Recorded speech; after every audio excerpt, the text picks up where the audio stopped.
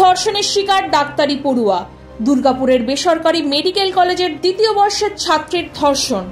জানা গেছে শুক্রবার রাতে ফুচকা খেতে বেরিয়ে কিছু দুষ্কৃতীর দ্বারা ধর্ষিত হন সেই পড়ুয়া। আমরা জেনে নেব এই বিষয়ে অভিনেত্রী পাপিয়া অধিকারী কি বলছেন। আমরা এখন রিসেন্টলি একটা নিউজ শুনতে পেরেছি আর কি, দুর্গাপুরে মেডিকেল কলেজে, বেসরকারি মেডিকেল কলেজে একজন ছাত্রী দ্বিতীয় বর্ষে, সে ধর্ষিত হয়েছে, তার সঙ্গে গণধর্ষণ করা হয়েছে পাশের একটা জঙ্গলে নিয়ে গিয়ে। কি বলবেন এই নিয়ে? আমাদের প্রশাসন এই টাইমে কি করছিল, বা এই যখন ধর্ষণ করা হচ্ছিল সেই আশেপাশে কোনো রকম কি পুলিশ ছিল কি ছিল না, এই বিষয়ে একটা প্রশ্ন আসছে। পুলিশ ছিল কি ছিল না, বা সিসিটিভি আছে কিনা, কলেজের কতটা দূরে, ওরা ওরা কি ফুচকা খেতে গেছিল না কি বলছে? ওরা ফুচকা খেতে গেছিল। তা এবার ফুচকা খেতে গেছে অন্য বাচ্চারা, তারা সব কোথায় গেল? এগুলো তো এখন এক্ষুনি হয়েছে, তো তাই এটার যথেষ্ট অবজারভেশন করতে হবে। এবং পুলিশরা আর একটু, তো এখন তো একটা ফেস্টিভ্যালের মুড চলেছে না, এখন আবার কালী পুজো মানে প্রচুর ড্রিঙ্কিং। তো এইটা তো মানে অদ্ভুত, মানে আমাদের হিন্দু কালচারটাকে যে কোথায়, আমাদের সনাতনী আমাদের যে সংস্কৃতি, সেটাকে যে কোন চুলেই নিয়ে গেছে আমার মাথায় আসছে না। তো এই এই এই যে বাচ্চাগুলো, একটি বাচ্চা বোধহয় গণধর্ষিত হয়েছে বলছে, এটা না একটা সামাজিক ফোঁড়া। এই ফোঁড়া কাটাতে গেলে অনেক বড় ডাক্তার এবং বড় সংস্কারের প্রয়োজন। ডাক্তার মানে অনেক বড় সংস্কারের প্রয়োজন। এ তো কুকুরের মতো, বেড়ালের মতো ঘুরে বেড়াচ্ছে, কখন কাকে পেলে শারীরিকভাবে ভোগ করবে। তা মানুষ যদি কুকুর বেড়ালের পর্যায়ে পৌঁছে যায়, তাহলে আমরা 2025-এ কি কত দূর এগোলাম? আমরা তো এগোলাম না, আমরা ক্রমশ পিছাচ্ছি।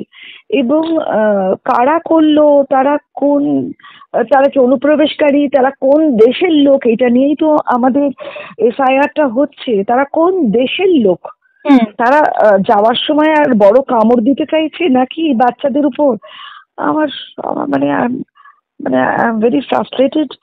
এবং আমি বুঝতে পারছি না আমাদের নিজেদের কন্যাদেরও আমরা কিভাবে রক্ষা করব। তো এইটা পুলিশ প্রশাসন, এটা একদম মমতা ব্যানার্জির জায়গা। মমতা ব্যানার্জি, আপনি প্রশাসন মন্ত্রী, আপনি দেখুন যে আপনার বাচ্চারা যদি আপনি তাদের নিজেকে আপনি তাদের অভিভাবক মনে করেন, হয়তো আপনি করেন না, আপনি যদি তাদের অভিভাবক মনে করতেন, তাহলে কিন্তু আপনি এই এত ধর্ষণ, এত অসভ্যতা আমি অনায়াসেই শক্ত হাতে দমন করতে পারতেন।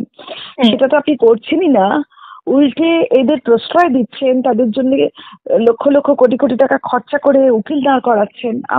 আমরা জানি না আমরা এটা কি বঙ্গ, এটা কি আমাদের পশ্চিমবঙ্গ, নাকি এটা একটা জঙ্গলের রাজত্ব? তো আপনি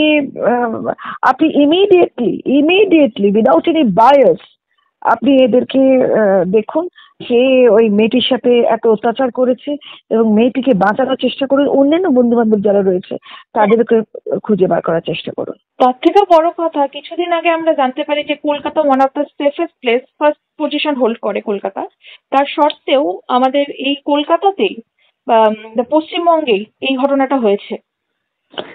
আমি এটা নিয়ে কোনো কথাই বলবো না, কারণ আমাদের কলকাতা সেফেস্ট প্লেস। আমরা প্রত্যেকটা মা বাবা যাদের বাচ্চারা একটু রাত্রিবেলা কাজ করতে যায় বা কিছু করে, তাদের মা বাবারা SMS করতেই থাকে বা ফোন করতেই থাকে।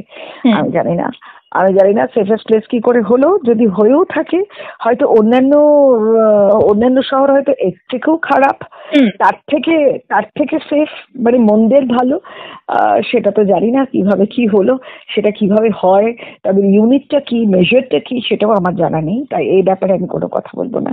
কিন্তু যেটা বলবো সেটা হচ্ছে, আমাদের মুখ্যমন্ত্রী যদি নিজেকে আমাদের এই কলকাতা শহরের এবং সারা পশ্চিমবঙ্গের অভিভাবক মনে করেন, তাহলে দয়া করে প্লিজ প্রোব ইনটু ইট।